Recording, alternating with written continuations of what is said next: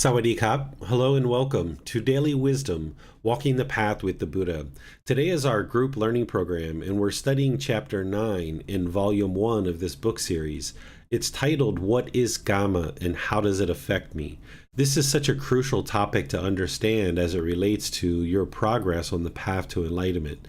You would need an understanding, a deep understanding of what is Kamma and how does it affect me in order to progress to enlightenment. So I'd like to welcome you to our class today, and I'd also like to apologize for the sound of my voice or any coughing or sneezing that I might do throughout the class. A little bit sick here and a little bit of impermanence of the physical body, so I appreciate if you would understand that. And let's go ahead and get right into our topic today, talking about what is Kamma.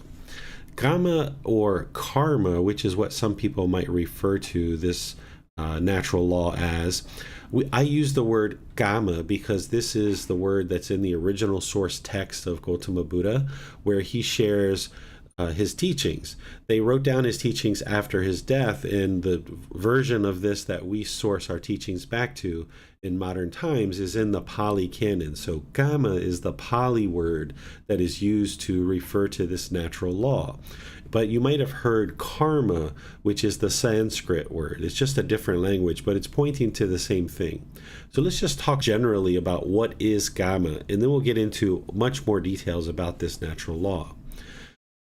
Kamma is a natural law that exists and is functioning all the time in every moment. Everything the Buddha taught is based on the natural law of Kamma. So when you learn the Four Noble Truths, the Eightfold Path, the Five Precepts, and all these other teachings, the Buddha is just pulling back the covers more and more and exposing you to this natural law so that you can understand it in detail. It's cause and effect, or action and result. It's the results of your decisions. It's not punishment and rewards. It's just that when there's a certain cause, there's going to be a certain effect, or when there's a certain action, there's going to be a certain result. So for example, if we kill, then we're likely to be killed or injured or have all kinds of complications because of this. Or if we steal, there's going to be certain effects or certain results. If we have certain sexual misconduct, or if we lie, or we take substances that cause heedlessness, for example, these are the five precepts. There's a certain cause or action, a decision that we've made, and there's going to be a certain effect or a certain result. And this is where you can see that the Buddhist teachings aren't rules or commandments or trying to force people to conform to any one particular thing. What he's showing you is he's showing you this cause and effect between how we make decisions around our intentions, our speech, our actions, our livelihood, and whether our mind is disciplined or not. And that cause and effect, or action and result, is going to result in some result of our decisions. And when we decide to acquire wisdom, now we have the wisdom of this natural law, and we're able to better function with the wisdom of this natural law. The natural law of Kamma affects every being, whether you're aware of it or not. It doesn't matter whether you've studied the natural law of Kamma or whether you have awareness of it. It's going to affect you regardless. And this is why it's so important that you do study it, that you do understand the wisdom of the natural law of Kamma. Because the more that you understand it, the more you can function with this natural law of Kamma and the wisdom of it. When we lack the wisdom of the natural law of Kamma, we tend to go out into the world and do things that are unwholesome or unwise, and then we experience unwholesome results. We struggle and have difficulties in the world because of our lack of wisdom of this natural law. The unenlightened mind is ignorant or unknowing of true reality of this natural law, and this is why unenlightened beings will struggle and have difficulties in life. There's no being or entity that oversees the functioning of the natural law of Kamma. It just happens as a result of our choices related to our intentions, our speech, our actions, our livelihood, and other things like this. So there isn't a supreme being, there isn't a universe who's out to get you, to punish you or reward you. If anything, beings are actually punishing themselves, because with a lack of wisdom of this natural law, beings go around and make decisions that are unwise, and therefore there's unwholesome results that occur. So it's not a mystical, magical, dark cloud that follows you around all the time, and there's either punishment or rewards based on the things that you do. This isn't how the natural law of Kamma works. Whereas if you're polite, kind, friendly, and respectful, you're going to find that it's very easy to make friends, and people very much enjoy being around you, and you'll have lots of people that are interested in spending time with you. Where if you're impolite, unkind, unfriendly, and disrespectful, you're going to find it to be a real struggle to have personal and professional relationships. This isn't any particular being controlling this. This isn't punishment and rewards. This isn't a mystical, magical, dark cloud that's following you around. This is your choices, that when you choose to be impolite, unkind, unfriendly, and disrespectful, you'll find that it's very challenging and very difficult, much of a struggle to exist in the world, because beings aren't going to be interested in helping you and being around. Whereas if you're polite, kind, friendly, and respectful, you'll find that people will be very willing to help you and do the things that you need to do. You will find that relationships can be very fulfilling and very rewarding. So as long as we are making certain decisions about how we conduct our life, it's wise to make decisions with the wisdom of the natural law of Kamma. By making decisions with the wisdom of the natural law of Kamma, then we can experience wholesome results. And when we lack the wisdom of this natural law, then we're making decisions that we might think or we might believe are helpful to the world or helpful in the world. But then when we actually go forward in life, we realize that our decisions are producing unwholesome results. And oftentimes the unenlightened mind will blame others for these unwholesome results. We lack the wisdom to see that everything we experience in life is based on our own choices. And when we lack that wisdom, and we lack the wisdom of this natural law, we keep making choices that we think are wise or wholesome, but in reality we experience undesirable results or unwholesome results. And because of that, then we struggle and have difficulties because we don't understand why these things are happening in the world. Essentially, what the natural law of Kamma boils down to is this cause and effect, or action and results, the results of our decisions. It's your life, your decisions, and your results. Awakening to the natural law of Kamma is very similar to what you've done and what you've experienced awakening to other natural laws. At one point in your life, whether you were 2 years old, 5 years old, or what have you, you didn't have the wisdom of the natural law of gravity. The mind was unawakened to the natural law of gravity. But slowly but surely, you gradually learned about this natural law. You learned how to balance in terms of walking and having strength in your legs. You learned how to balance on a bicycle. You learned to place special objects that you weren't interested in falling down and breaking.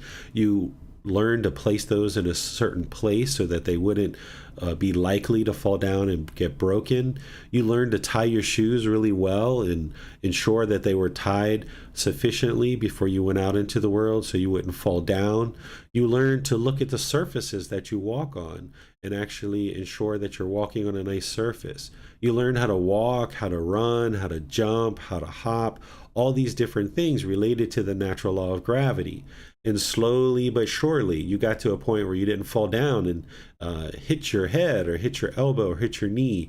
You can actually travel all over the world now at a later age, where now you can get on airplanes, you can walk on escalators and go up escalators, you can use elevators, you can do all these things because of the wisdom that you have of the natural law of gravity. And now, in order to awaken to enlightenment, you're going to need to do the same thing as it relates to the natural law of Kamma. This natural law of Kamma is there and functioning all the time, not as a punishment or reward, but just the way things work, much like gravity. Nobody controls gravity. Nobody turns gravity on or off. Nobody controls it. It just functions, just like the natural law of Kamma. So as you gain this wisdom of this cause and effect, or action and result of the natural law of Kamma, now you can make wiser decisions about things that you do in life. And this is the same thing you did with the natural law of gravity. You started started making wiser decisions, and therefore you started experiencing better outcomes, more wholesome outcomes. And you can do the same thing with the natural law of Kamma. As you learn about this natural law, with this wisdom, you can now make wiser decisions to put things like glasses that are more important to you. You can put those in special places so they don't fall down and break. You can make decisions about tying your shoes and things like this. Just like you did with the natural law of gravity, you can now make wiser decisions about how you interact with other beings, like not killing or stealing or having sexual misconduct, not lying, not taking substances that cause heedlessness. You can learn things like right view, right intention, right speech, right action, right livelihood, right effort, right mindfulness, and right concentration. These teachings and others, the Buddha is just exposing you more and more to this natural law of Kamma so that now you can make wiser and wiser decisions related to this natural law. And then that's when you'll experience more and more wholesome outcomes. What we tend to do in the unenlightened state is anything that's unwholesome that occurs in our life, we blame other people. We think that it's other people that are causing the results that we experience. But what you come to learn is everything in your life, whether it's wholesome or whether it's unwholesome, is a result of your decisions. So you're able to get to a point where the mind is completely peaceful, calm, serene, and content with joy because you deeply have trained the mind and you understand this natural law of Kamma so well that as you make decisions in the world, you're never making a decision that would produce unwholesome results. And when you get to that point, you ultimately are making wiser and wiser and wiser decisions. And now over a long-term period of time, you're only experiencing wholesome results coming back to you. But as long as we lack the wisdom of this natural law, we're going to continue to make decisions that are unwise and thus are going to lead to unwholesome results. Using some of the words of the Buddha to help you understand the natural law of Kamma, I'm going to be sharing these with you throughout our class today, because as you know, we should look to the words of the Buddha because he was the fully, perfectly enlightened Buddha, and it's his teachings that are going to lead you to enlightenment, to understanding things like the natural law of Kamma and others. Things that people have modified in his teachings, those aren't the teachings of a Buddha. They're not the words of the Buddha, so therefore they're not going to lead to this wisdom that this fully perfectly enlightened Buddha had, because other beings aren't going to be able to speak and share the teachings of the natural law of Kamma and these natural laws of existence in a way that really is penetrating like the actual Buddha. So here's a few of his words around Kamma, and he's, again, all of his teachings are pointing to the natural law of Kamma in one way or another. So let's just look at these couple of passages in order to help you understand more about the natural law of Kamma. He says, beings are the owners of their Kamma, the heirs of their Kamma. They have Kamma as their origin, Kamma as their relative, Kamma as their resort. Whatever Kamma they do, wholesome or unwholesome, they are its heirs. Essentially what he's saying here is only you can create Kamma for yourself. Other people can't create Kamma for you because their decisions, their results. Your decisions, your results. So here in this passage, when he says beings are the owners of their Kamma, heirs of their Kamma, that what he's sharing here is only you can actually create Kamma for yourself. Other people can't do that. This other passage here, he shares, the results of Kamma, I say, is threefold, to be experienced in this very life, or in the next rebirth, or on some subsequent occasion.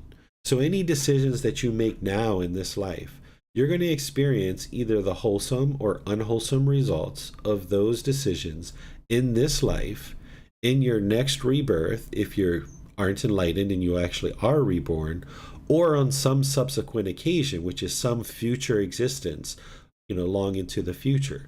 If you attain enlightenment in this life, you will have extinguished all your unwholesome Kamma, so there won't be any rebirth in a future life to experience any of that unwholesome Kamma, because you've experienced all your unwholesome Kamma in this life.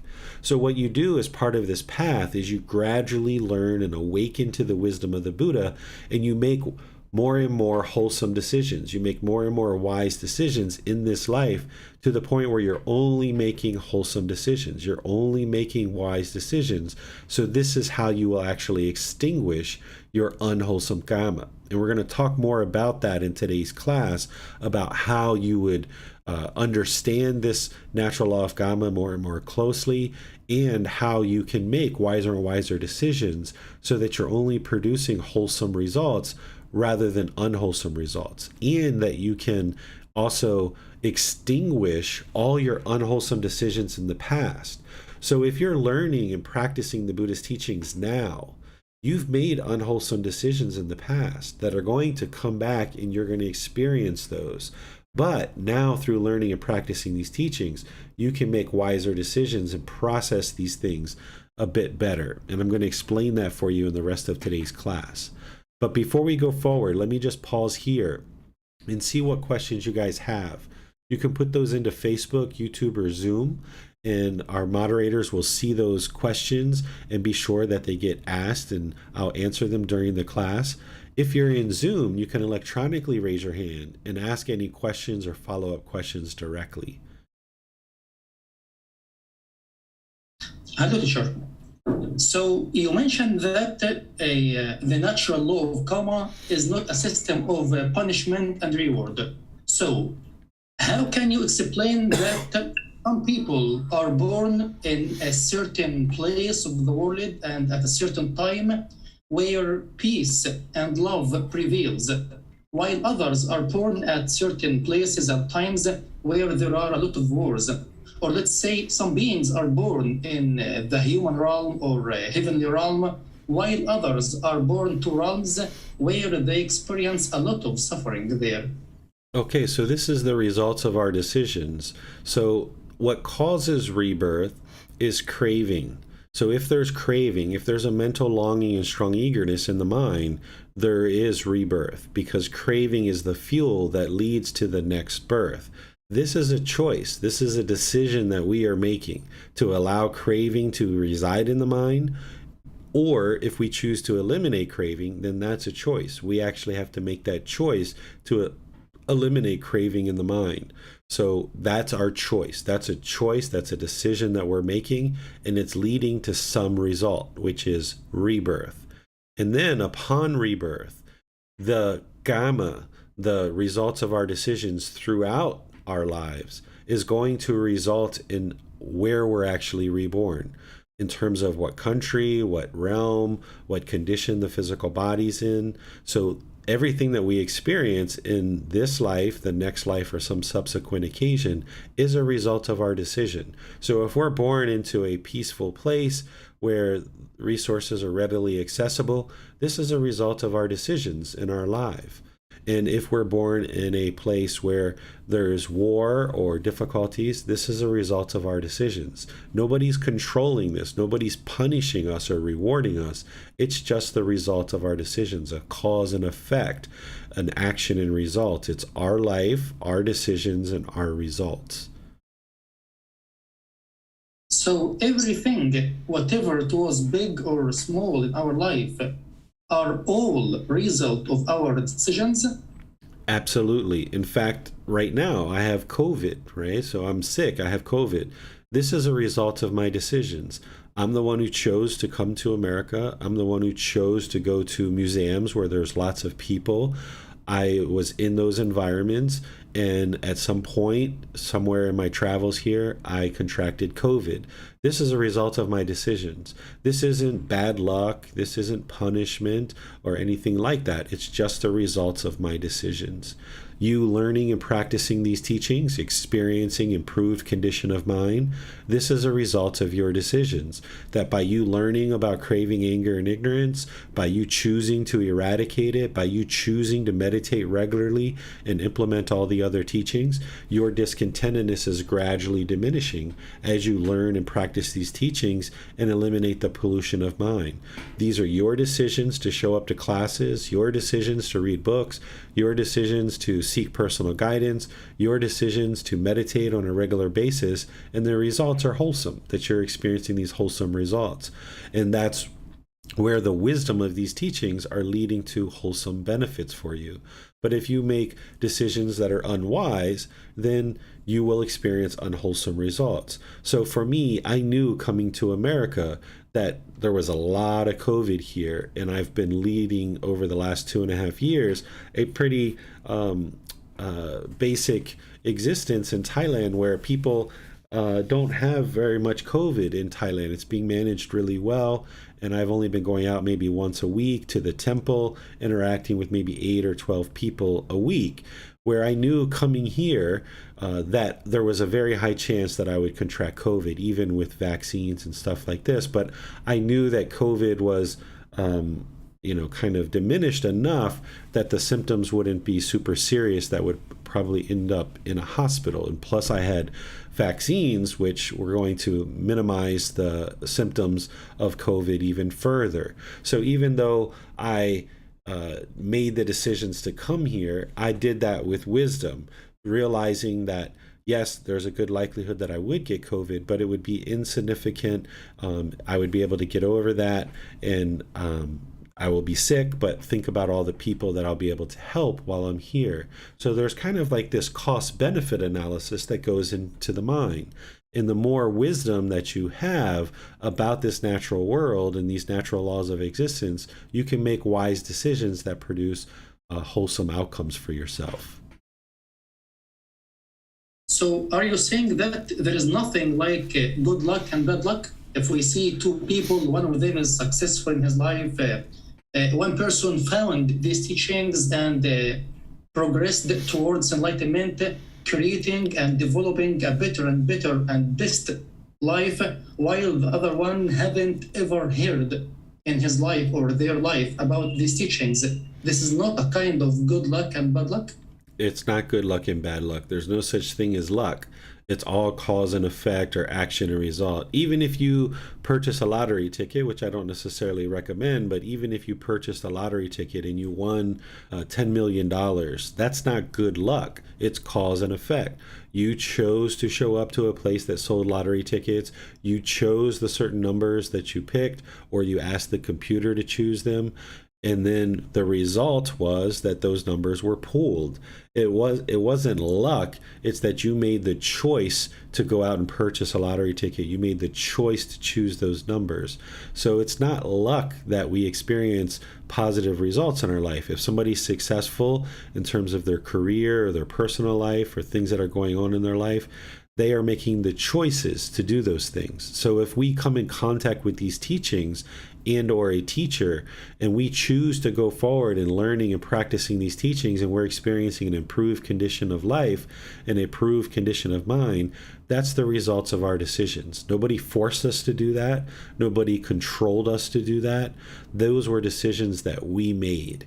And conversely, if we choose to not learn and practice these teachings, and we struggle and have difficulties in the world, that's a result of our decision.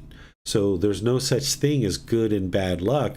It's all a result of our decisions. Everything you experience. If someone is angry and hostile to you and argumentative to you in your life, and you argue and are argumentative back, that is a result of your decisions. Because you're arguing and hostile with others, people are going to be argumentative and hostile with you. I've been practicing these teachings now for several years. People aren't argumentative and hostile to me. If there's an occasional situation where somebody is argumentative, I just ignore it and I walk away from it. And then that person has learned that they're not going to speak and they're not going to get any kind of reaction from me. So as they speak and are argumentative, David's going to choose to not be around you. And therefore, I am around people who don't argue, who don't yell, who don't blame me for things, who don't talk in negative and unwholesome ways, because I've now navigating this natural law of Kamma. I only choose to do things that are wholesome and wise, and then one of those wise decisions are, if somebody's argumentative and aggressive, hostile and bitter with me, I choose to not be around it. And then I just move on. I don't experience any painful feelings because of it, but I just choose to move on and not associate with that kind of anger and hostility and ill will. And because of that, I don't experience people who are angry and hostile and aggressive with me, because they realize that they can't get any reaction from me, so it just subsides. So if you're experiencing anger and hostility and difficulties and struggles in your life, this is the results of your decisions. If your children are disrespectful or unkind or impolite to you, that's because at different times you were disrespectful, unkind, and impolite to your children. So now what you do, as part of what I'm going to share in this class, is you learn how to function with the wisdom of this natural law of Kamma. And now with this natural law of Kamma, you choose to be polite, kind, friendly, and respectful through your intentions, speech, and actions, and all the other aspects of your life. And now as you do that for an elongated period of time, your children will learn from you how to be polite, kind, friendly, and respectful. And that's what they will be with you. Your neighbors, your friends, your colleagues, your family, you will ultimately be practicing in such a way that all that people ever see from you is the right intention, right speech, right action, right livelihood, being polite, kind, friendly, and respectful. And over an extended long-term period of time, then people will start functioning with you that way. Or if people continue to be hateful, then you might just choose to move on from the relationship and not be around that person. And that's how you clean up your Kamma from the past, your old Kamma, which is something we're going to be talking about today. Yeah, that's more clear. Well, Tony has his hand raised. Let's go to him. Thank you, Teacher David. I'm just going to lower my hand because you answered it in the last sentence. So I guess my question was, if a person has developed a lot of negative Kamma, how do we go about changing that to be more positive? Yeah, the way that you improve your Kamma is by practicing the Eightfold Path. Because in the past, we've spoken harsh, we've spoken aggressive, we were hostile, we were bitter, we had wrong action, maybe we stole, maybe we had sexual misconduct, maybe we did different things. And of course, all of us have done those things in the past. And now our life is whatever it is, accumulation of those things. And we made some wise decisions along the way too, but we were making unwise decisions. So now you ramp up the Eightfold Path more and more. And let's just say you could snap your fingers and get to perfection of the Eightfold Path right now today. It's not possible, but let's just say you snapped your fingers and you instantly got to perfection of the Eightfold Path. It's still going to take you a few years to be practicing the Eightfold Path to perfection, to burn off the decisions that you made in the past, so that now your life is nothing but wholesome results. So that's how we actually burn off and eliminate the unwholesome Kamma from the past, is by making only wise decisions today. The way that I think about this is, if you think about a garden hose, and this garden hose is kind of full with mud inside the garden hose. If you turn on the water at the spigot, it's going to put pure water into the garden hose. And as that garden hose gets water, that pure water coming into the garden hose, it's going to spit mud for a while. It's going to spit lots of mud, because that's all the unwholesome Kamma. And then you're going to get this pure water, and then you're going to get mud, and then you're going to get pure water, and then you're going to get mud. So it's going to kind of spit this pure water and mud for a while, where you're going to experience wholesome results, you're going to experience unwholesome results based on your decision to only put pure water into the hose.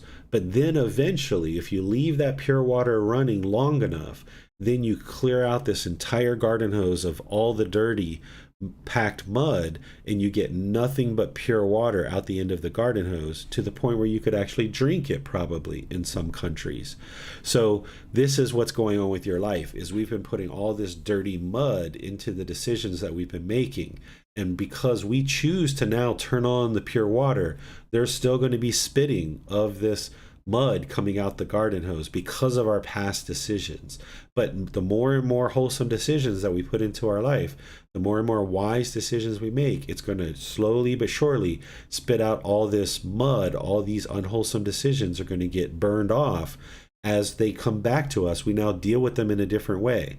Where in the past, if somebody was argumentative to us, we might have argued right back with them. We might have even done some unwholesome actions to hit them or throw things at them or what have you. But now, with the wisdom of this natural law, if someone's argumentative with us, we just choose to remain quiet and don't argue back with them. Or we just choose to walk away and ignore it, right? So when we do something different, when we make different choices, we will experience different results. But if we keep making the same choices we made in the past, we're going to continue to experience the same results, which is dirty water. So we need to put more and more pure water into this garden hose for an extended long-term period of time, so that we get nothing but pure water. And that is the wholesome decisions. That's the wise decisions. Putting more and more wholesome decisions into your life, you'll experience more and more wholesome outcomes. Well, let's go to Denise.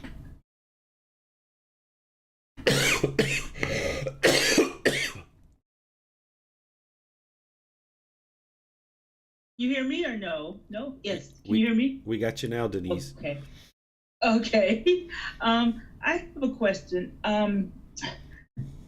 For our karma, and it accumulates, but from when you're a child too, I mean, me, myself, I was a very violent child. I mean, I didn't know any better. Now I tend to value, peace and respect other things, but do I still have to, I still have to burn off that part of my karma from when I was a child, or You've probably, oh, go ahead.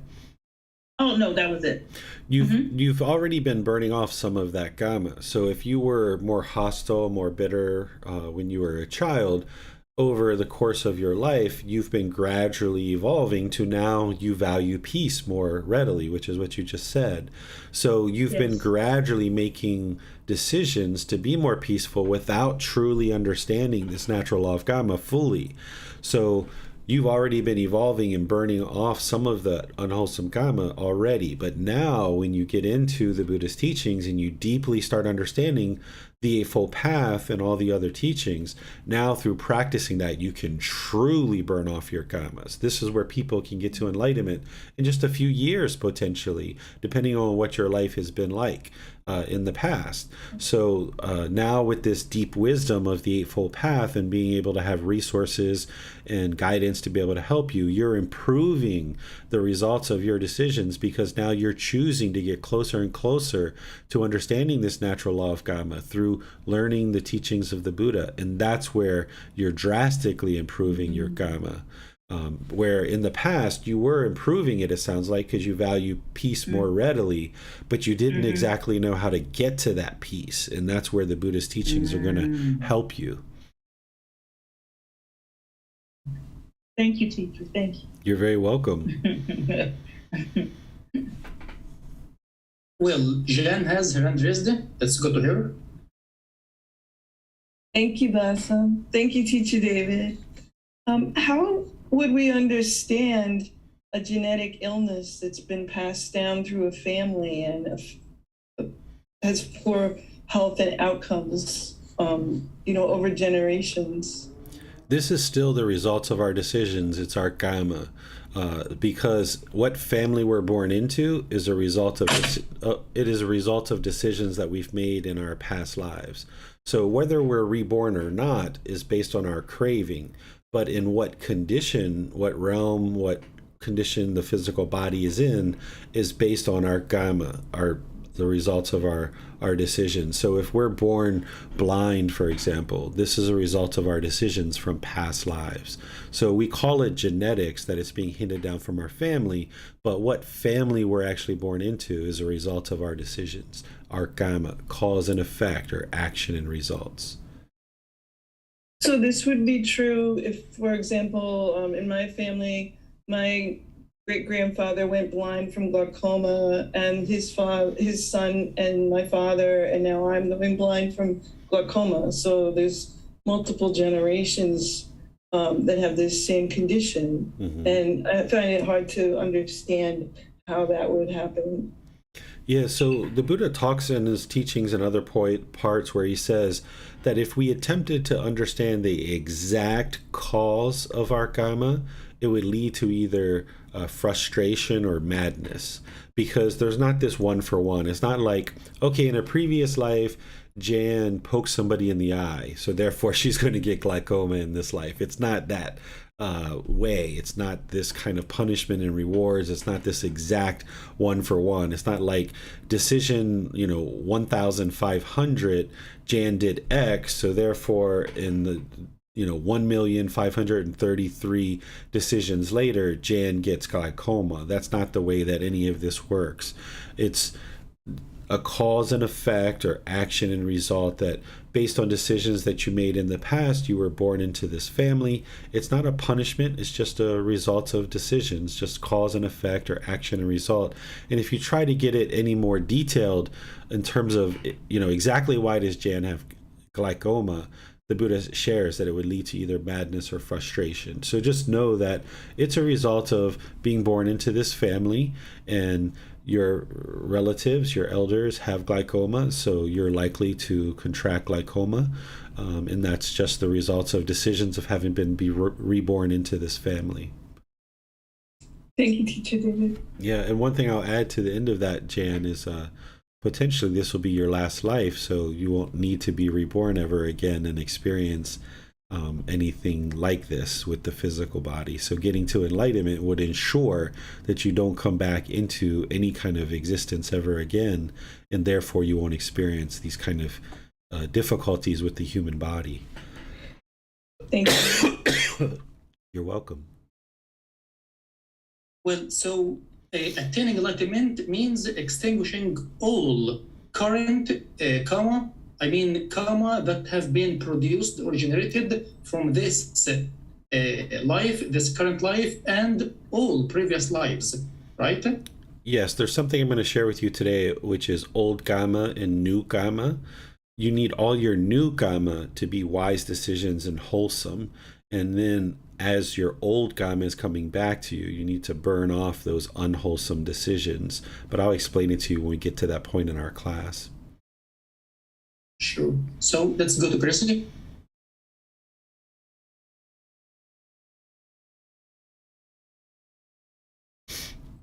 Looks like, there you go. Can you hear me? Sure can. Okay. I'm not exactly sure how to ask the question that is in the mind right now, but I'm going to try my best. I understand the natural law of karma and the action and result. It's a struggle for me because of my Catholic upbringing. But what the question is the unwholesome karma experienced due to someone else's practice. For example, like seeing someone else hurting themselves, that feels like unwholesome karma to me. And if it's like a child, it feels like a lot of blame or pressure to think that every unwholesome practice that they're practicing is a result of the way they were brought up. Or like if they're speaking poorly to you, it's because you've spoken poorly to them. Mm-hmm. So I'm not sure how to understand that. I do understand it, and I know like if I speak poorly to my child's going to speak poorly to me.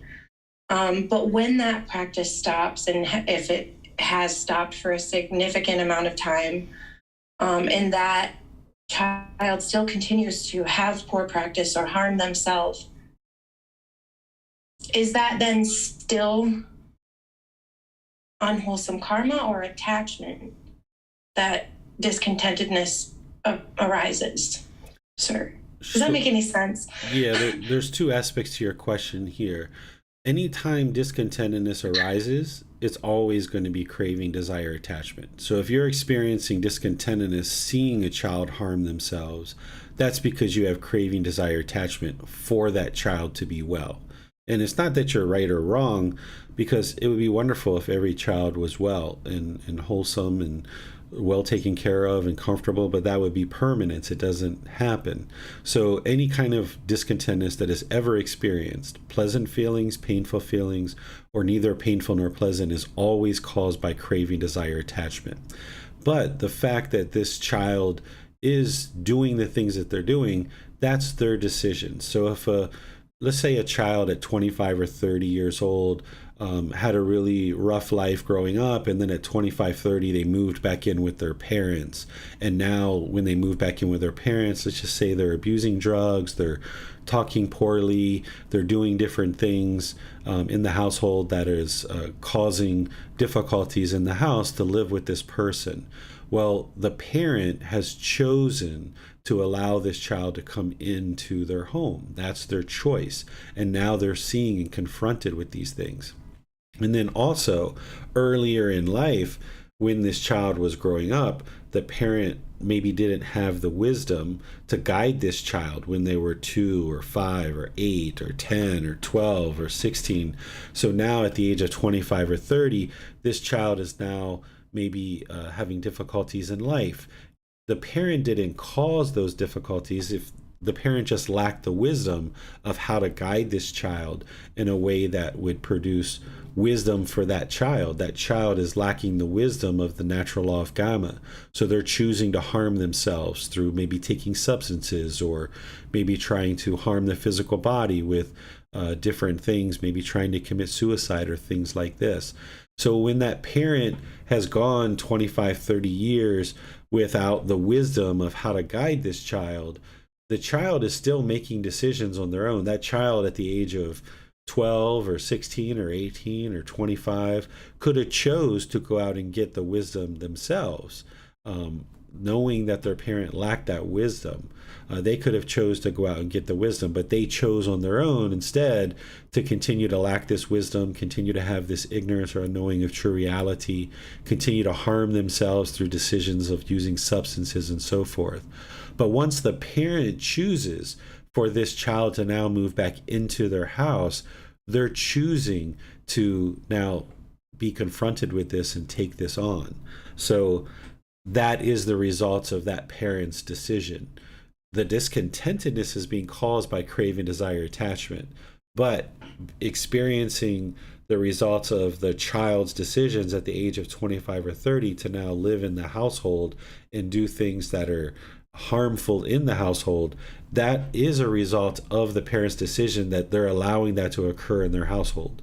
The decision to do the harmful things is the decision of the child at 25 or 30 years old, but the decision for those to occur in your household, if this was occurring, is your decision, because you're allowing that to happen, because you've chosen for them to come back into the household knowing that they lack the wisdom of this natural law and they're making unwise decisions. Thank you for clarifying that. That does make sense. Okay, and we can talk more about this, Chrissy, as you would like to have personal discussions and things like that. I'm sure that that will also help you a lot. Thank you. You're welcome.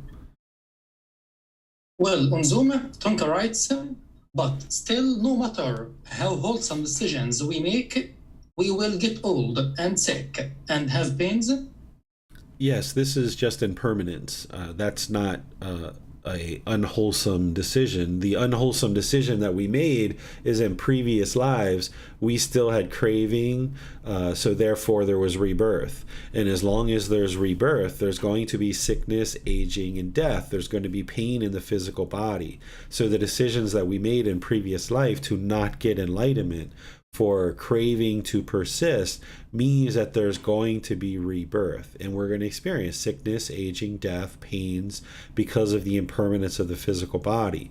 But now, understanding this wisdom, you can get to the point where you get to enlightenment in this life, where even as an enlightened being, you're still going to experience impermanence of the physical body. There's still going to be aging, there's still going to be sickness, there's still going to be death, but this is the last time. Once you get to enlightenment, you will no longer experience this ever again. And you'll know that because your mind will be peaceful, calm, serene, and content with joy, and you will have done a lot of work to get to that point. And then having got to that point, you'll know that there's never going to be any further rebirth for you to experience this again.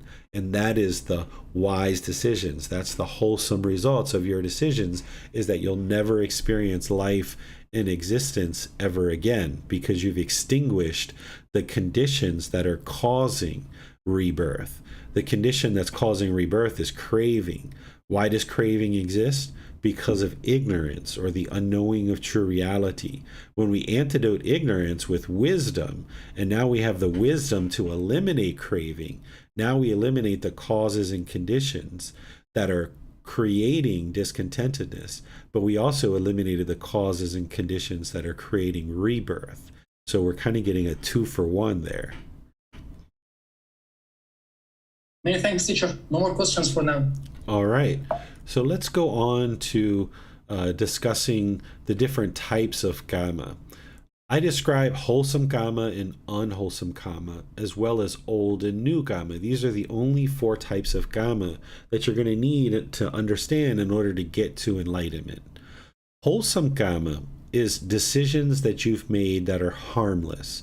When you make decisions that are harmless to other beings and to yourself, then there's going to be wholesome kamma. So when we choose to not kill, steal, have sexual misconduct, lie, or take substances that cause heedlessness, those are harmless decisions. Therefore, there's going to be wholesome results. When we choose to practice right intention, right speech, right action, right livelihood, for example, those teachings that the Buddha are sharing with us there are helping you to understand how to make harmless decisions. And when you make harmless decisions, then because you're not causing harm to beings, then there's no harm that comes back to you. There's only wholesome results, or wholesome kamma. Conversely, if you make harmful decisions, then there's going to be unwholesome results, or unwholesome kamma. Harmful decisions are things like killing, stealing, having sexual misconduct, lying, and taking substances that cause heedlessness. When you make decisions that are doing those things, you're causing harm to beings, so therefore harm is going to come back to you. If you are not practicing right intention, right speech, right action, right livelihood, if you don't practice the wisdom of what the Buddha is sharing, you're harming other beings. So for example, that 5 factors of well-spoken speech: to speak at the right time, what you say is true, you speak gentle, you speak beneficially, and you speak with a mind of loving kindness.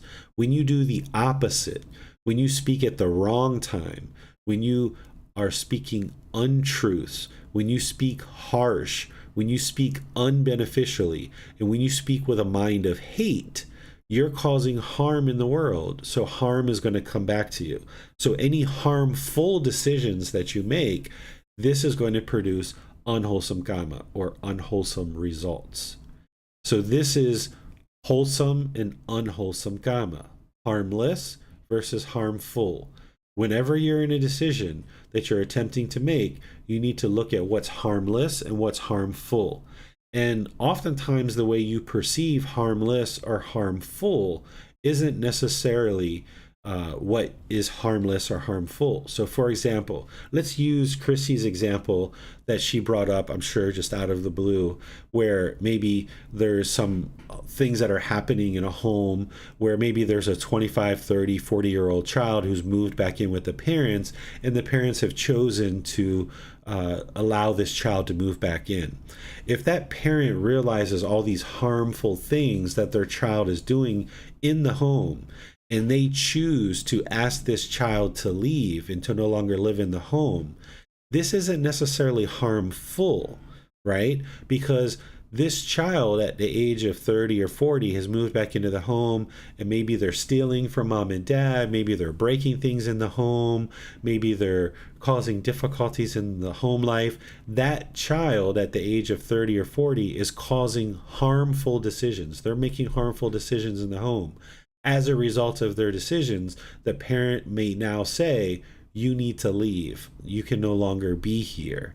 And that's not necessarily harmful. That can actually be the best thing that you ever do for this child, because now this child is realizing the results of their decisions. By causing harm, harmful things are going to happen in terms of you're not going to be able to stay here. And it's not that the parent is causing the harm in this situation.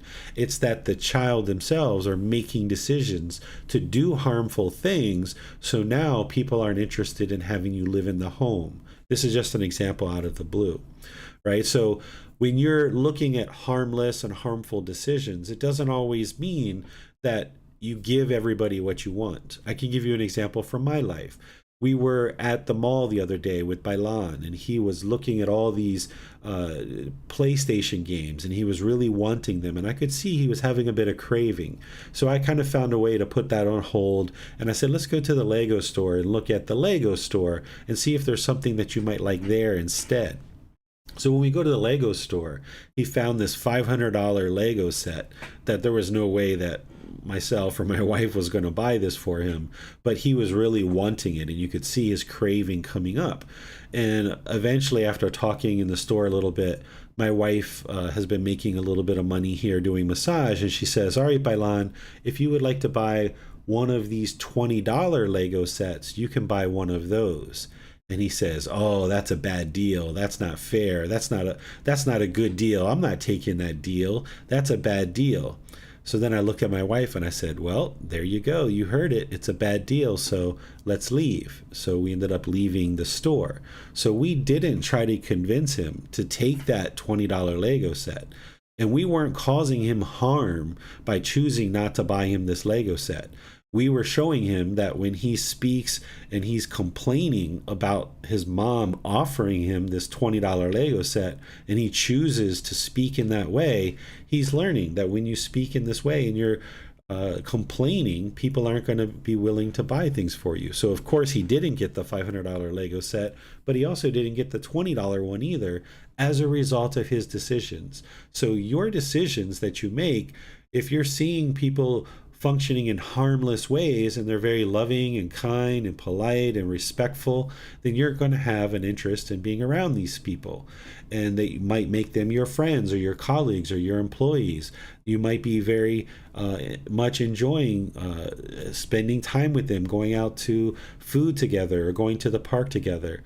But where you see people doing harmful things, you're not going to be interested in being around that. And it's okay for you to make choices that when people are doing harmful things, that you don't go forward and continue to make decisions that will encourage their harmful decisions. So where you see people making harmful decisions, you can make decisions that ensure that their harmful decisions aren't going to continue and affect you. So in this situation where a child moves into your home, if you continue to choose to have them in your home, they're just going to continue to make harmful decisions over and over and over and over and again. We call this an enabler, that we're enabling these harmful decisions to occur. Where when we make a decision to not allow this person to be in our home, for example, now we can preserve our contentedness. We can protect our contentedness and create a home life where there's not people living here that are creating harmful decisions. So this wholesome and unwholesome Kamma is all about our decisions, that we should aim to only make harmless decisions and no longer make any harmful decisions. But as it relates to the people around us, when we're making harmless decisions, just because we ask a child to leave our home, or just because I choose to not buy Bailan a $20 Lego set, this isn't causing harmful decisions. This can actually be really, really helpful for them to learn. So be sure you always look at your decisions and who you choose to involve in your life. And if people are making harmful decisions around you, then your decision to be their friend or your decision to have them live with you, it's going to affect you. So what you would like to do is cultivate an environment where people are making harmless decisions, including you, that you're only making harmless decisions, not harmful decisions. Because a harmful decision that you would make would be to allow a 30 or 40-year-old child to live with you who's causing all kinds of harm in the household. That's a harmful decision that you're making, and now as a result, you're having to deal with these harmful decisions that this person is making. You're not creating the harmful decisions that they're making. Your harmful decision was allowing them to come live with you. And now to get to harmlessness, maybe asking them to leave might be the best thing to do in that situation. So always looking to create harmlessness and ensuring that the people around you are also making decisions based on harmlessness. So this is where the Buddha talks about cultivating wholesome friends, companions, and comrades. So if you're making friends or you're choosing a life partner, you would like to be sure that your friends, your life partner, the people around you are making harmless decisions. If you see that people around you are making harmful decisions, those are their harmful decisions and they're going to affect them. But your decision to be friends with them or to associate with them or have them in your home, that's your decision. And now their decisions are going to affect you based on your decision to include them in your life. Now let's talk about old Kamma and new Kamma. Old Kamma are decisions that you've made in the past that are affecting you now. So a perfect example of this is the physical body that you currently have and the capability of your mind. These are decisions that you've made in the past, in past lives, and in past decisions of this life. So any decisions that you've made in the past are going to affect you now based on past decisions. So if I lacked the wisdom to guide a child and I had a child and now that child at later in life is doing harmful things, yes, this is the results of my decisions in the past. But at a certain point, that child is old enough to make their own decisions. And if they lack the wisdom, because I lack the wisdom as a parent, they need to take the responsibility to now make wiser decisions for themselves. Or if I cheated on my taxes 3 years ago, and now 3 years later, I'm getting a penalty notice that I cheated on my taxes, that is a result of my decisions. It's old Kamma. Or if I stole a car 2 years ago, and now the police found out about it and they come to arrest me, that is an old decision. That's a past decision. That's old Kamma. That's the results of my decisions in the past, where now, learning these teachings, you would never steal a car. But because you made these decisions in the past, it's going to come back and harm you now if you made unwise decisions in the past. So you need to get to the point where you understand new Kamma, where new Kamma is any new decisions that you're making. If you make current decisions through your intention, speech, and actions and other things like livelihood and things like this, if you're making wholesome decisions, if you're making wise decisions in the present moment, now you're putting more and more wholesome decisions, more and more harmless decisions, more and more wise decisions into the world. So now your new Kamma is going to be wholesome, where we have some unwholesome Kamma and wholesome Kamma from the past as well. Those old decisions are going to lead to results that we're experiencing right now. But with the wisdom of the Eightfold Path and all the other Buddhist teachings, you would like to create all new decisions that are only wise, that are only wholesome, that are only harmless. And by you doing that in the current moment, in the present moment, making only wise decisions, then as time goes forward, having made more and more wise decisions, you will experience more and more wholesome results because of your wise decisions, because of your wholesome decisions, because of your harmless decisions in the present moment. So let me pause here and see what questions you guys have on this. Wholesome Kamma and unwholesome, as well as old and new. You can put that into Facebook, YouTube, or Zoom, or you can electronically raise your hand in Zoom to ask any questions that you like. So talking about old karma, does this mean that every time there is when things happens in a way that we are not expecting or a way that we do not desire, we think of it like, oh, this happened because of my unwholesome karma created in previous lives? All your unwholesome karma that you experience in this life is not from your old life, from your past life. In fact, there's no kind of dark cloud following you from one life to the next. And then now you experience things from your last life. The way that you actually generate karma in this life and you experience karma from your past life is that because of craving in your mind from your past life, that craving and residual memories come forward into your current life. And now in your current life, based on your cravings, you're going to be making decisions in this life that are going to affect you in this life. The craving is from your past life in this example, but you're making decisions in this life based on craving from your past life. That's how you experience the results of past lives. So for example, when I was in a past life, I was a carpenter and I was really interested in doing carpentry work, and I did that a lot in one of my previous lives. When I was reborn into this life, I still had that craving to do carpentry work. And doing carpentry work is wholesome. And when I was going through life, I just had this, unquenchable thirst to do all this carpentry work, this handyman work.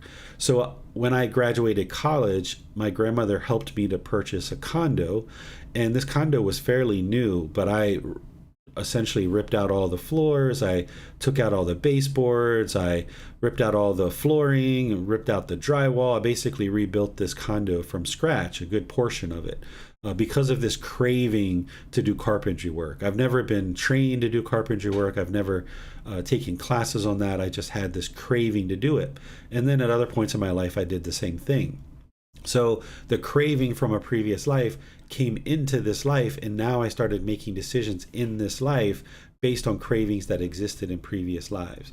So if you murdered somebody in a past life, for example, and you haven't murdered anybody in this life, you're not going to automatically experience karma of being murdered from a past life necessarily. But because you murdered in a past life, you still have craving to cause harm to beings in this life. And now the mind is more hateful, more harmful. And now because you're making decisions to harm beings in this life, now you're creating harm in this life. And these are results of this life, but it's also results from your previous life, which is what the Buddha explained to you. Because of the craving to harm other beings, you're harming beings in this life, and now you're experiencing that in this life. Well, some people think in this way. If I'm walking and there are some dogs in the street, I walked in the street 10, 20, 30 times. One of these times, one dog bite me. But the other times, dogs didn't bite me. So this was because of previous unwholesome karma from previous lives. Do you agree with this understanding or view? I don't agree with that because it's too easy for the mind to, excuse me, it's too easy for the mind to kind of blame things that are happening in this life on things that occurred in your last life. And then that kind of avoids the ability for the mind to look at the decisions that you're making in this life, which produce certain results in this life. So if you walk down this street 25, 30 times and dogs never bit you, but yet you still choose to walk down this street, then that dog biting you is just a result of your decision. You knew that these dogs were on this street. You continue to walk down this street. There's all these stray animals. And as a result of your decisions, there was a dog that attacked you. So if you relate everything that you're experiencing in this life based on past lives, then the mind doesn't look at the decisions you're making in this life and then improve those. The Buddha himself even shares, as part of the natural law of Kamma, that everything that we experience in this life is not based on past decisions. If you believed that, then there's no way for you to make improvements in this life, because you can't go back to your past lives and change the decisions that you made. If everything that you're experiencing in this life is based on past lives, then you have no ability to be able to improve your life today, because you can't go back to that life in the past and fix that. So the Buddha discounts this and explains how this isn't true. So what you should always do is look at the decisions you're making today in this life that led to certain results that you're experiencing, because then you can make improved decisions that are going to create improved results. Well, so is there a benefit in reflecting and analyzing the mind to see the cravings that were in the mind when I was a child, to see what cravings have been transferred from previous lives to this current life? It can help you understand why certain things occurred in your life, but if they're in the past, they're in the past. I had a whole lot of experiences all through this life, and then when I started investigating these teachings and looking at this natural law of Kamma, the Buddha was explaining exactly why I was experiencing all the things that I experienced. So it helped me to realize that the things that I experienced in this life, some of those were as a result of cravings from past lives that got transferred into this life. And then a lot of those were based on decisions that I was making in this life. So then that was motivation to improve the decisions in this life. So looking back on the past can help you confirm and independently verify the natural law of Kamma, but I don't suggest you get too wrapped around that, because the ultimate goal is to make decisions now in the present moment that leads to wholesome results. Well, on Zoom, Tonka writes, but due to impermanence, we can't have just wholesome karma no matter what. You can, because impermanence is always constantly changing, but by the time you get to enlightenment, the mind is completely purified of the conditions that are producing unwholesome karma. It's craving, anger, and ignorance, which is the next thing I'm going to share with you guys, that produces all unwholesome karma. It's generosity, loving kindness, and wisdom that produces all wholesome karma. So in the unenlightened state, the mind has craving, anger, and ignorance. So you're still making decisions through craving, anger, and ignorance. So your decisions are going to be tainted to a certain degree. But once you purify the mind and you get to this unconditioned mind, the unconditioned mind can always make decisions through the wholesome roots of generosity, loving kindness, and wisdom. So all conditioned objects are going to arise, change, and fade away, though that is impermanence. But unconditioned objects, they don't arise, they don't change, and they don't fade away. So when you have this conditioned mind, which is conditioned by craving, anger, and ignorance, then you're going to be making decisions that are unwise, and you're going to be creating harmful decisions that lead to unwholesome results. But when your mind is unconditioned, meaning you've purified it of the unwholesome conditions, now because of this unconditioned mind, you can always make decisions that are based in generosity, loving kindness, and wisdom, and you can get to a point where you're never causing any harm. You will still experience impermanence, but you will understand that impermanence, and you will only make decisions that are wise, and therefore you will only experience wholesome results. Well, let's go to Chrissy.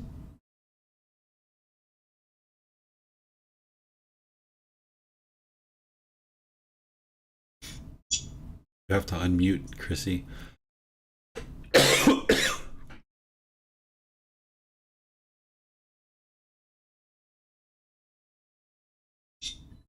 Can you hear me? We sure can.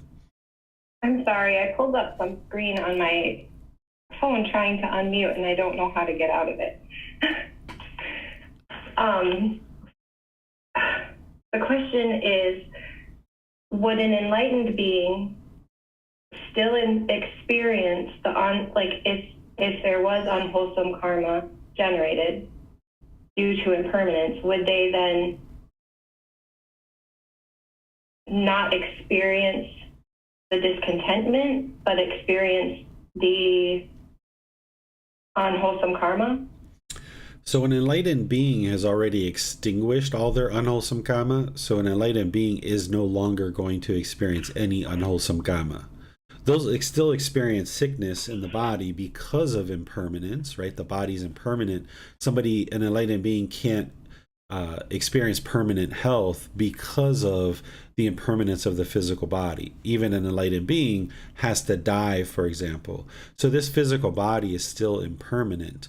So there's still going to be sickness, aging, and death because of for an enlightened being, but that's not because of unwise decisions right now.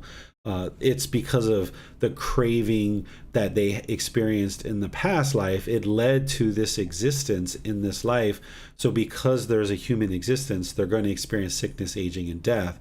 But even during a time when an enlightened being is experiencing sickness, aging, and death, their mind will be completely calm and peaceful, serene, and joyful, even when they're sick, for example, or as they're aging. So an enlightened being has already extinguished all their unwholesome karma. But in the process of becoming enlightened, a being is going to be learning and practicing these teachings, and they're getting more and more ramped up on the Eightfold Path and understanding something like the Natural Law of Kamma. And now, as they're making wiser and wiser and wiser decisions, they're still going to be experiencing unwholesome results of their past decisions. And as they experience those unwholesome results of their past decisions, their old Kamma, now they're going to choose to do something different. Where in the past, they would make decisions without the knowledge and wisdom of the natural law of Kamma, which would continue to lead to more unwholesome results. But this being who's on the path to enlightenment, aspiring for enlightenment, as their unwholesome Kamma is coming back to them, they learn how to extinguish that. They learn how to eliminate it, so that by the point they get to enlightenment, their entire life, they're experiencing nothing but wholesome results. Thank you, sir. You're welcome. Well, no more questions for now. All right. So let's move on to the next thing that I have to share with you guys, which is the origination of unwholesome Kamma. So I'm going to share with you the origination of unwholesome Kamma and the origination of wholesome Kamma. Because last week we studied the three poisons, or the three unwholesome roots, or the three fires. These are actually the three pollutions that are in the mind at a high level. The 10 fetters explain the detailed pollution, individual 10 aspects of mind where the mind is tainted or fettered or polluted, and there's antidotes at that level. But up here at this higher level of craving, anger, and ignorance, the Buddha is explaining that all unwholesome Kamma is produced based on craving, anger, and ignorance. So as long as you have craving or desire or attachment, you're going to make decisions through selfish desires. And therefore, when you're making decisions through those selfish desires, it's going to produce harm in the world, so harm is going to come to you. As long as you have anger, hatred, and ill will in the mind, you're going to be having unskillful conduct. It's going to motivate unskillful speech, actions, and then you're going to be putting those into the world, and harm is going to come back to you because of your unwholesome Kamma. When you make unwholesome decisions through craving and anger, you're putting that out into the world. Your decision is tainted or polluted with craving or anger. And the reason why all of this is occurring is because of the ignorance or the unknowing of true reality, the confusion, the misunderstanding of how this natural world works. And when you're lacking wisdom, you're going to be making unwholesome decisions. You're going to be making unwise decisions that lead to unwholesome results. So as long as craving, anger, and ignorance is allowed to persist in the mind, you're going to continue to make unwise decisions that lead to unwholesome results. But through you gradually learning, gradually training the mind, gradually practicing these teachings, you'll experience this gradual progress where you're able to make wiser and wiser decisions about the things that you do in life. You'll be able to make wiser decisions as it relates to your job, to your children, to your friends, to your family, to where you choose to live, all the different decisions that you make in your life. As you eliminate the pollutions of craving, anger, and ignorance, you will make wiser and wiser choices in the world. So the Buddha explains that to you here just simply. He says, monks, there are these three causes for the origination of unwholesome karma. What three? 1. Craving is the cause for the origination of unwholesome karma. 2. Anger is the cause for the origination of unwholesome karma. 3. Ignorance is the cause for the origination of unwholesome karma. And remember, you don't believe what the Buddha is sharing here. You learn it, then you start reflecting on it. You start reflecting on your life and decisions that went really well for you and produced wholesome results. You will see that you weren't functioning through craving, anger, and ignorance. And then decisions where you experienced unwholesome results, you'll see that you were functioning through craving, anger, and ignorance. So you can look back over your life and see this to be true. You can independently verify this through your reflections. You can even look out at the world, at things like war or corrupt politics or murders and rapes and famine and poverty and things like this. You can look out the world and you can see how all of these are being caused by craving, anger, and ignorance. These things and countless others, any unwholesomeness that we experience in the world is a result of our decisions. So even the fact that COVID is in the world and we're experiencing this in the human population, this is a result of our decisions because we had craving to kill animals and eat animals. There's this market in China that we feel is where COVID originated from. That virus of COVID was in the animal realm and it jumped its way into the human world, and now it's spread all throughout the world, and we're experiencing this sickness, we're experiencing this death, and this is all because of our craving to eat meat. There's a certain amount of anger, hatred, and ill will to kill animals and other beings.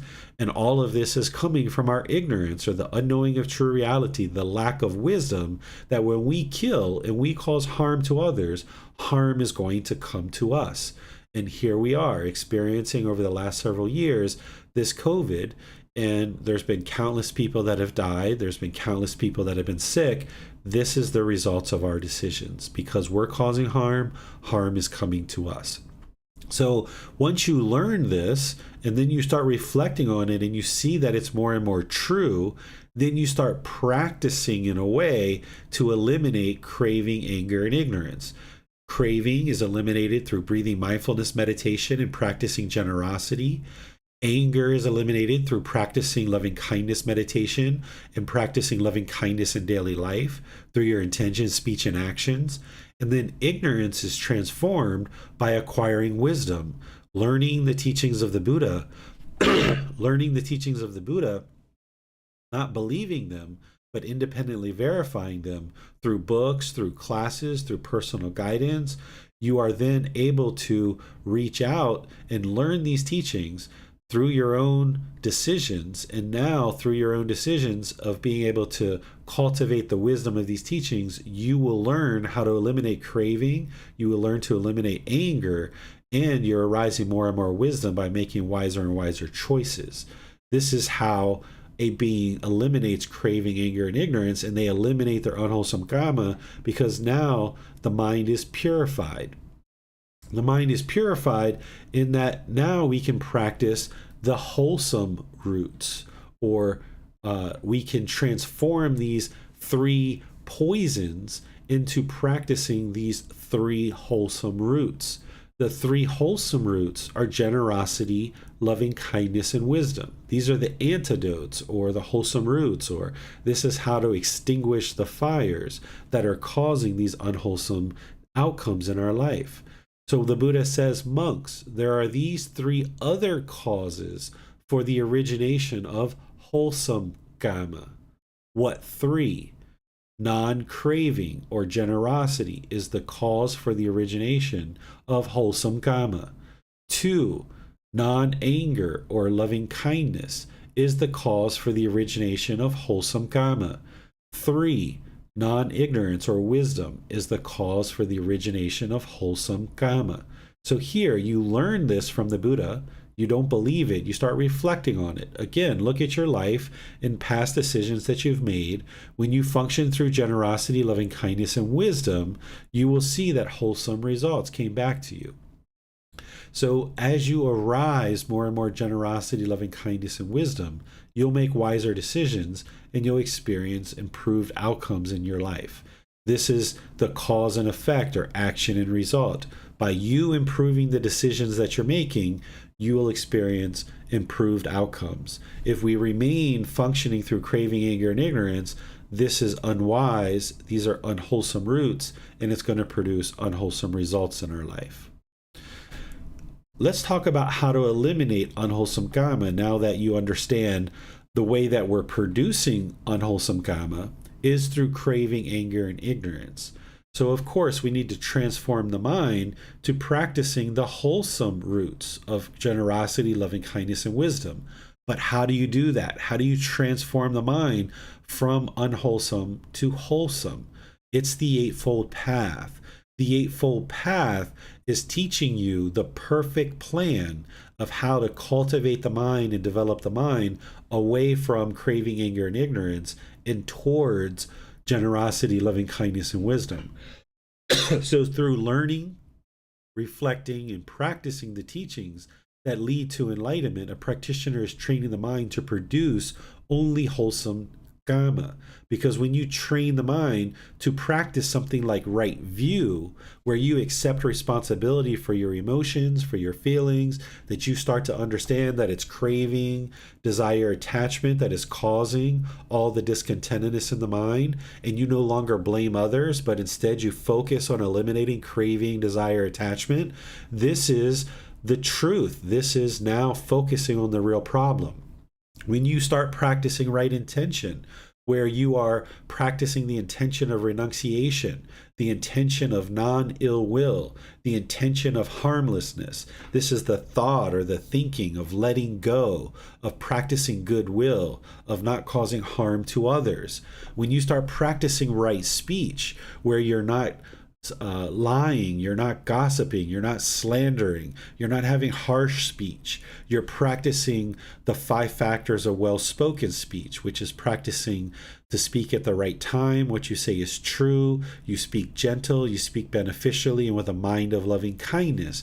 Now you're changing the decisions about the way you're functioning in the world. You're no longer performing unskillful conduct through your speech, you're only putting out wholesome speech through the 5 factors of well-spoken speech. You're no longer causing harm through your bodily actions and practicing right action, where you're choosing to not steal.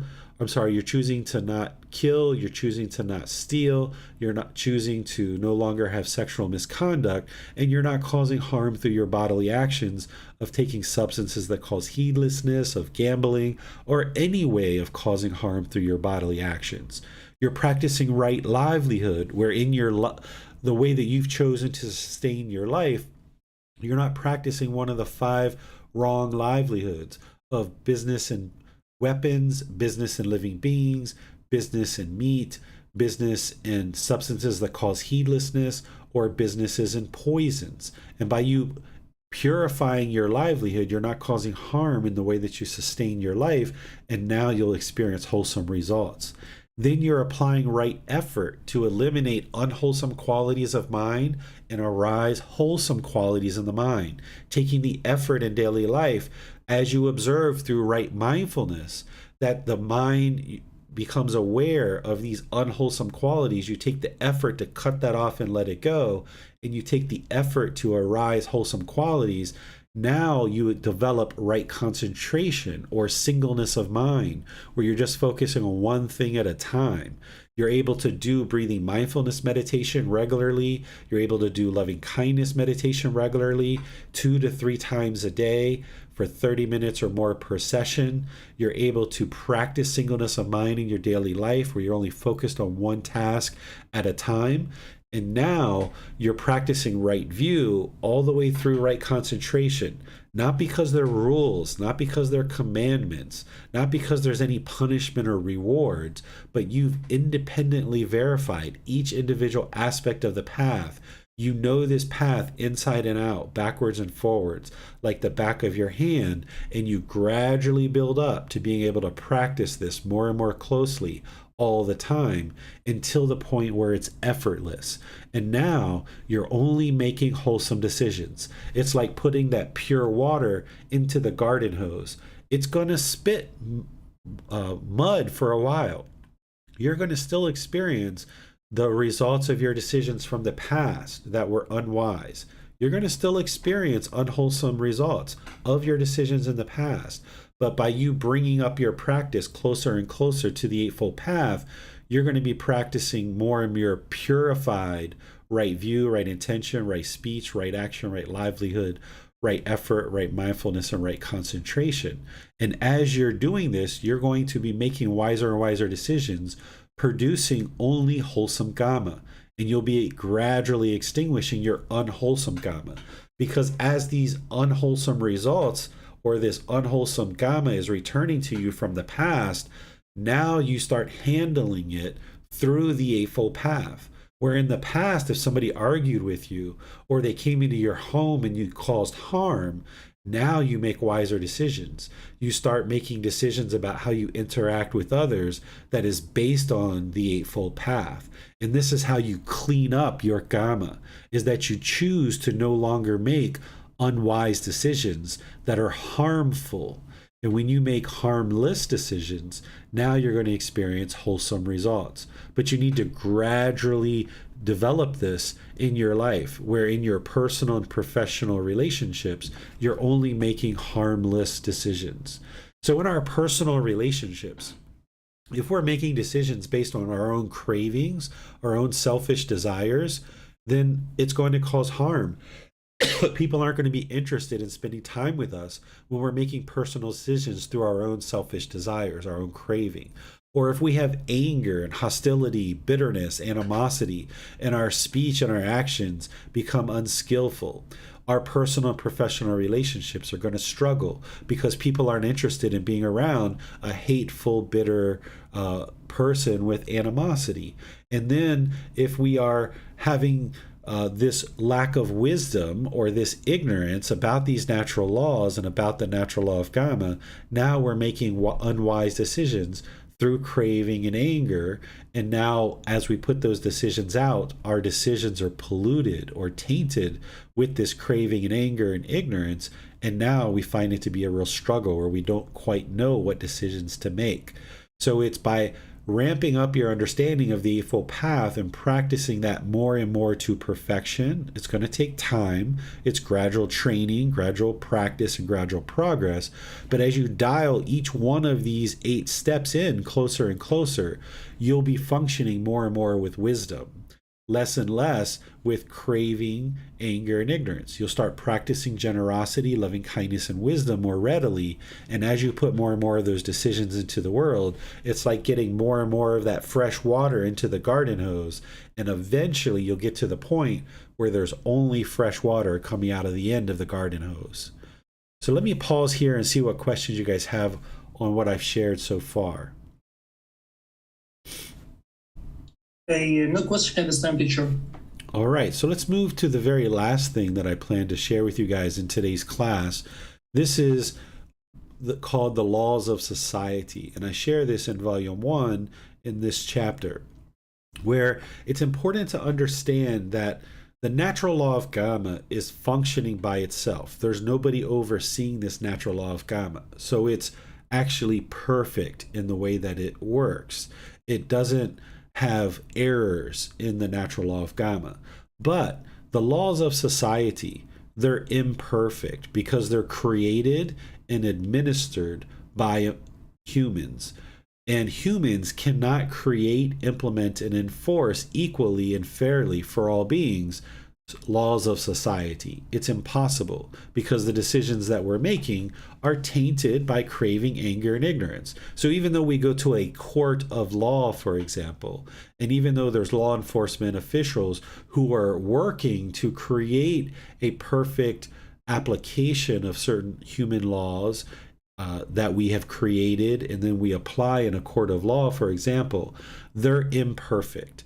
So you're not going to see a situation where people are accused of a crime and they are actually guilty of that crime and then they actually get found guilty in a court of law. That sometimes people are going to be guilty of a crime and they're going to be found not guilty. And there's going to be situations where people aren't guilty of a crime and they go to court and they're actually found guilty.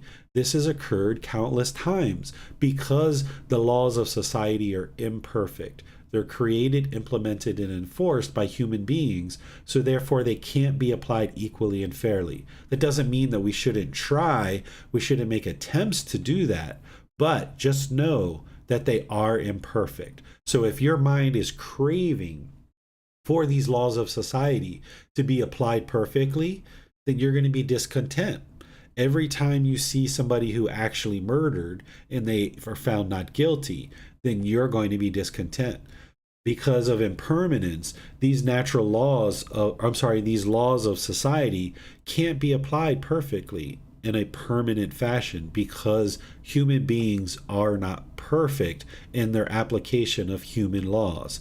But the consequences that we experience as part of the laws of society, like jails and punishment and things like this is an aspect of our Kamma, but it's not the entire results of our decisions.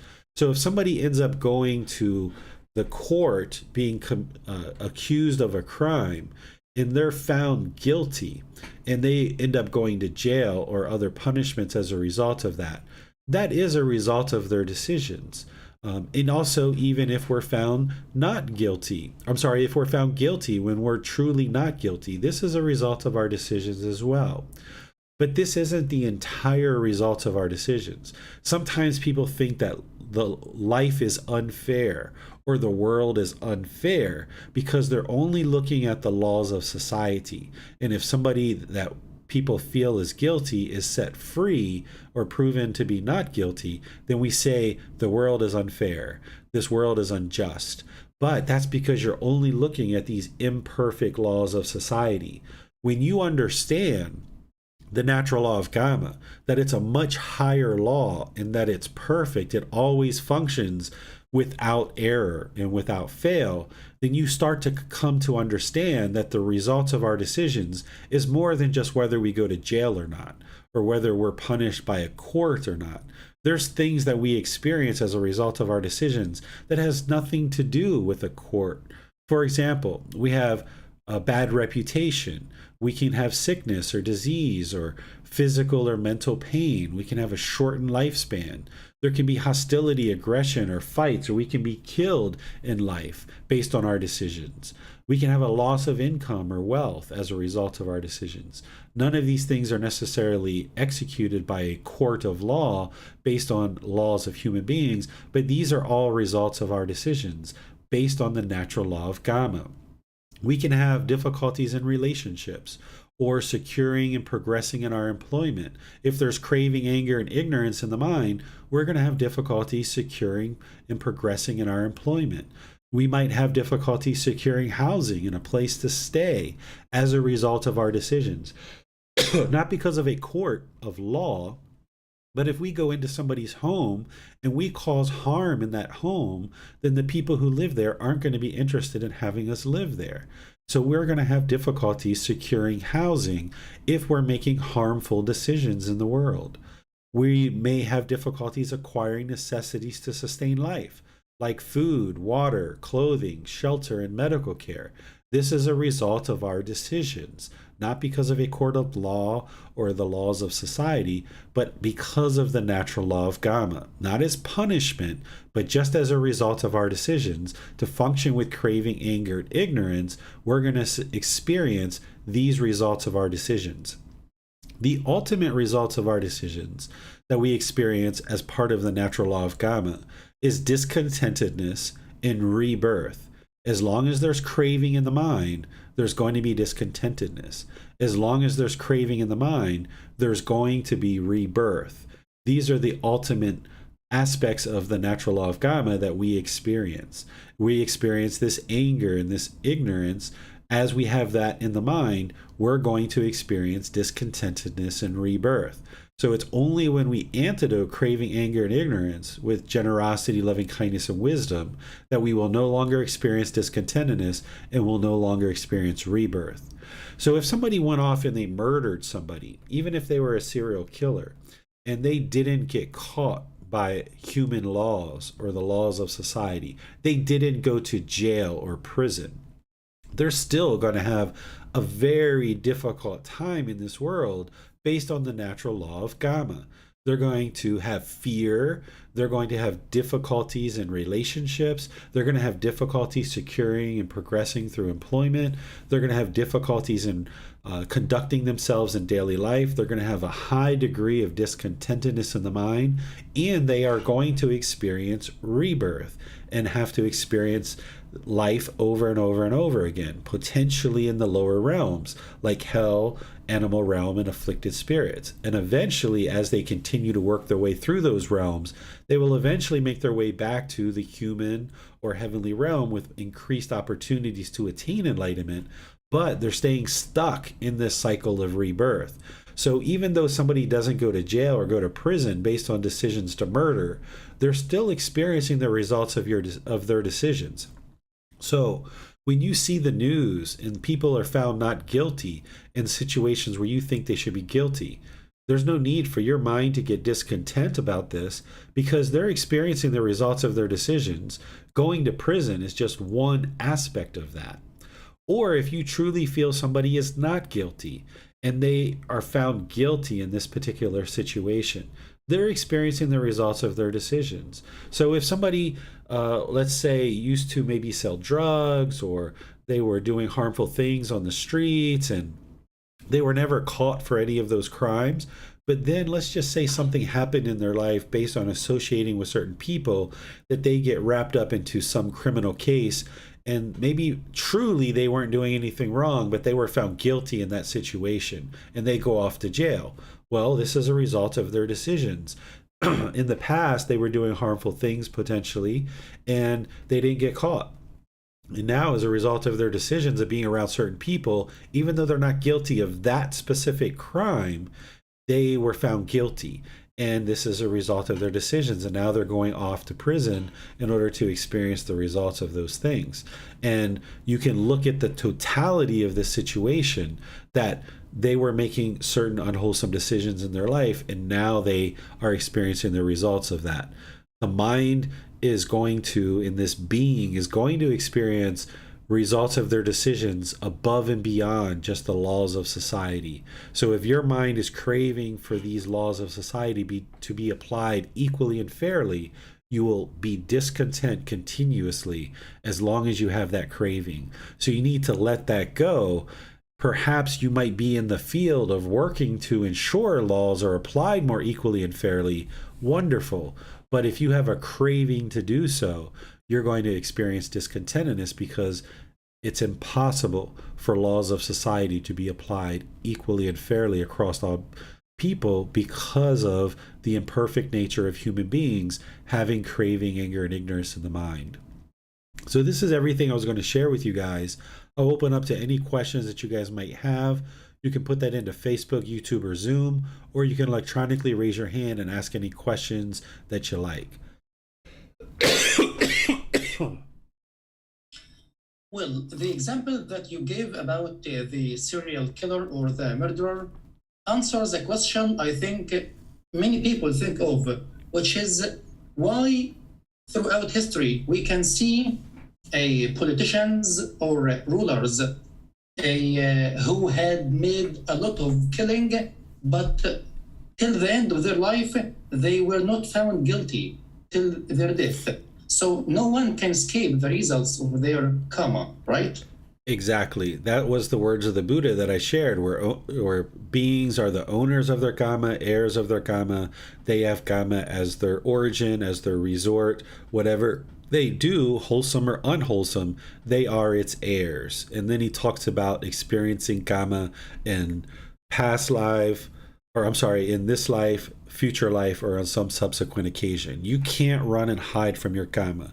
So if there was a ruler in the past who was a king, and they were constantly at war and killing and killing and killing and killing, and they died as that ruler with hatred in their mind, with that craving and ignorance in their mind, did they experience the results of their decisions? They probably, while they might have been wealthy and they had a lot of power, they experienced discontentedness, they experienced a bad reputation, they experienced a shortened lifespan, and they experienced rebirth throughout these various realms. So you can't run and hide from the results of your decisions. And where this can be really motivating and encouraging for you is that if you understand this deeply, that you can't run from your decisions, and anything unwholesome that you put into the world, you're going to experience that, then the wise individual would say, well, let me only make wise decisions. Let me gain the wisdom to only make wise decisions. Because if I continue to make unwise decisions in this world, I'm only going to elongate the struggles and difficulties that I experience in this world. So rather than continue to make unwholesome and unwise decisions, a wise practitioner understanding what the Buddha is sharing here in the Natural Law of Kamma would then actively apply effort to only develop wise decision making by eradicating craving, anger, and ignorance in the mind. Because if you continue to make unwholesome decisions, unwise decisions, you're just elongating your struggles and difficulties in the world. So by reading, by coming to class, by seeking personal guidance, by meditating, by learning the Eightfold Path more and more closely, you're going to now be making wiser decisions, extinguishing your unwise, harmful decisions. And gradually, slowly but surely, you're going to experience more and more improved results in this life. Well, is there anything that one can do to help those who died, who passed away after creating a lot of unwholesome karma after their death? Nope, there's nothing you can do, because each being is experiencing the results of their decisions. They are the ones who are the owners and heirs of their karma. So there's nothing you can do in this life to help people that have already lived, because they've died, they've made their decisions in their past lives, and whatever's going to happen is based on their decisions. Even people in this life, their decisions are what's affecting them. We can make decisions in a way that perhaps influence other people, but ultimately it's their decisions that are going to lead to their results. So even people that are living right now today, they are experiencing the results of their decisions. You can make decisions for your life that improves your peacefulness, your calmness, your serenity, and your contentedness with joy. But each individual being is doing that on their own. So you can't create Kamma for other people. So you could be generous, you could be loving, you could be practicing with wisdom, and your life is getting more and more improved. You see the discontentedness being gradually eliminated from the mind, but other people have to choose to eliminate their craving, anger, and ignorance from their mind for themselves to experience better results. You could be making all kinds of decisions about your intentions, speech, and actions and livelihood, and it's improving your life. But other people have to learn that same wisdom and make the decisions for their life, or else their life is going to be miserable and very difficult. So while we might be able to do things like what I'm doing, which is I'm sharing these teachings, I'm doing it in such a way that people have open access to resources, to classes, to personal guidance, and now I can help countless people in the world, whoever chooses to step forward. But I can't force somebody to get to enlightenment. I can't force them to learn and practice these teachings, and neither can you. So all you can do is focus on your practice, developing your wisdom, so that now you're making wiser and wiser decisions in the world. And as you do that, the people around you will be influenced by that. But you can't help somebody get to enlightenment in terms of forcing them to make decisions.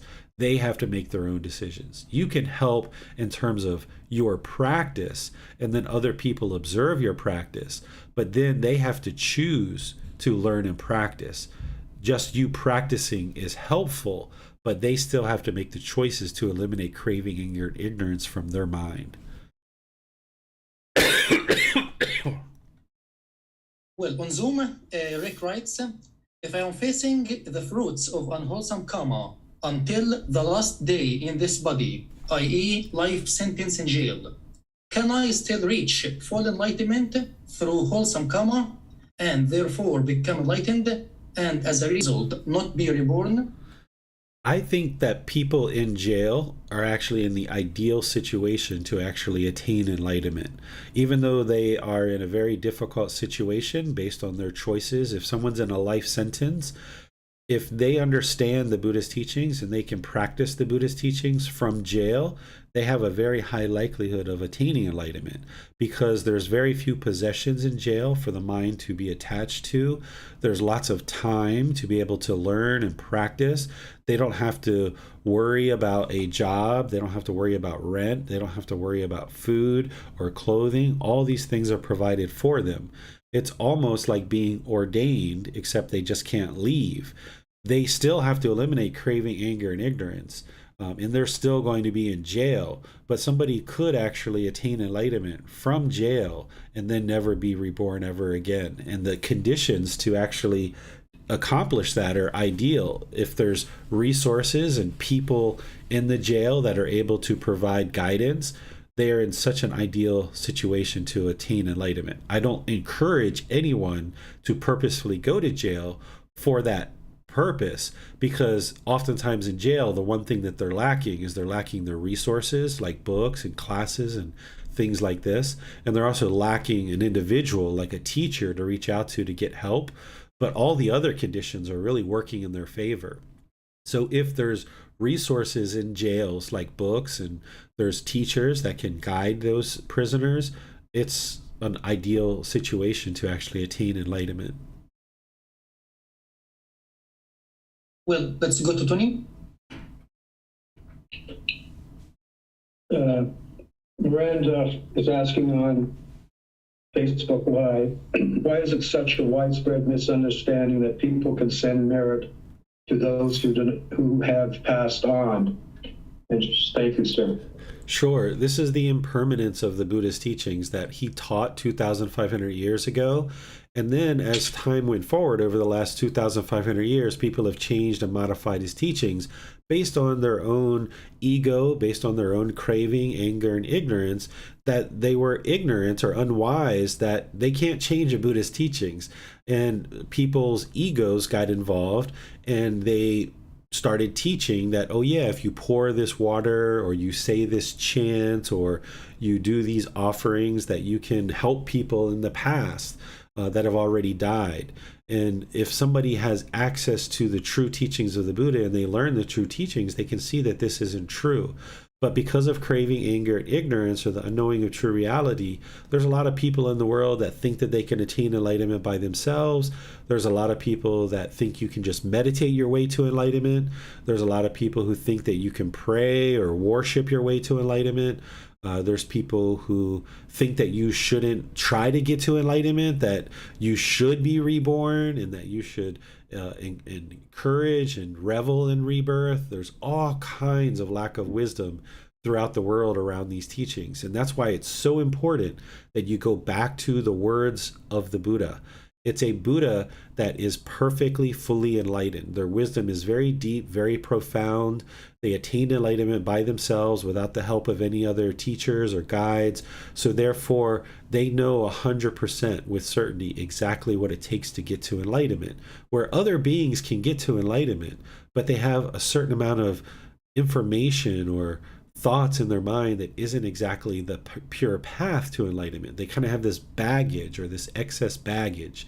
But a fully perfectly enlightened Buddha doesn't have that because they weren't influenced by others.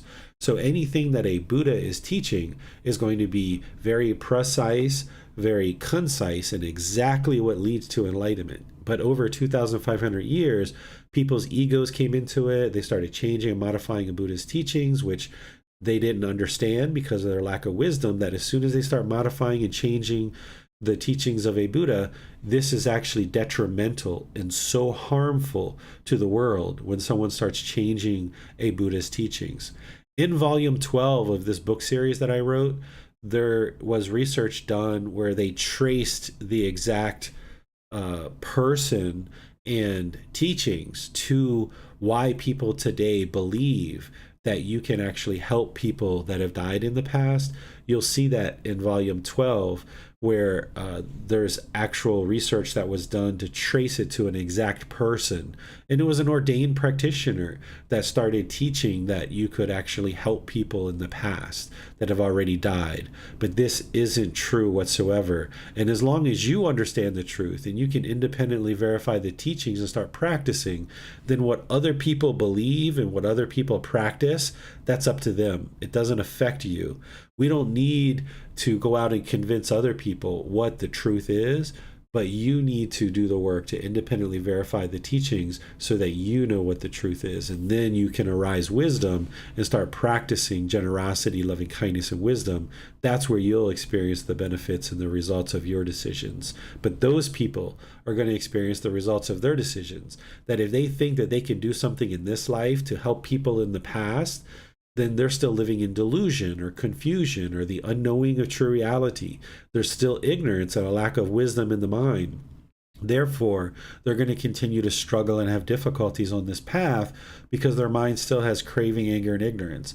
But what they do is up to them. We're not judging them. We're not looking down on them. We're not thinking they're a bad person, but just understand that that's their life. And then you cultivate the generosity, loving kindness, and wisdom in your mind so that you are actually getting closer and closer to enlightenment. Many thanks, teacher. That's all the questions for today. All right. Well, I would like to thank all of you for attending today's class, whether you're attending live or you're listening to this on the replay. The natural law of Kamma is a vital aspect of awakening to the wisdom of the Buddha and awakening to enlightenment. Without an understanding and a deep understanding of the natural law of Kamma, you wouldn't be able to get to enlightenment. You need to understand that it's craving, anger, and ignorance that is producing the unwholesome results in your life. And it's generosity, loving kindness, and wisdom that is producing the wholesome results. Because now by functioning through generosity, loving kindness, and wisdom, you will then make wiser and wiser decisions, producing wholesome results in your life. In next week's class on Sunday, we're going to be in chapter 10, which is titled, What is Merit? I'm going to be helping you understand merit as it's a unique type of wholesome Kamma that you can generate and that you're going to need to generate in order to get to enlightenment. You need to understand the 3 poisons, which was last week. You needed to understand what is Kamma, and now we can introduce what is merit, because these things all will help you to further awaken to the wisdom of the Buddha. So I'm going to be sharing that in next Sunday's class. This Wednesday, Basam's going to be sharing breathing mindfulness meditation with you. It's going to be a Zoom-only class. You can join in Zoom, and you guys can meditate together. Now that I'm traveling, Basam and Miranda are teaching the Wednesday classes, and I'm only teaching Saturday and Sundays. So you can join the Zoom-only classes and meditate together, and then ask Basam any questions from your practice that you might have. You can still send me a private message or ask questions in the Facebook group. I'm still answering all those things. I'm not doing personal guidance sessions while I'm traveling, but I'm still answering questions in Facebook and so forth. So thank you all for your determination, your dedication, and your diligence to learn and practice these teachings. I really appreciate that you're applying the effort to learn and practice, improving the decisions that you're making and getting to a improved results in your life. Because as you improve your wisdom, making wiser decisions in life, it's helping you, it's helping those close to you, and all of humanity. Because by you not causing harm in the world, then harm isn't coming to you. But also by you not causing harm in the world, that's less harm for others to deal with. So by you practicing harmlessness, it's helping you, those close to you, and all of humanity. I'll see you in a future class. Have a very lovely rest of your day. Sawadee krap. Sawadee krap. Sawadee krap.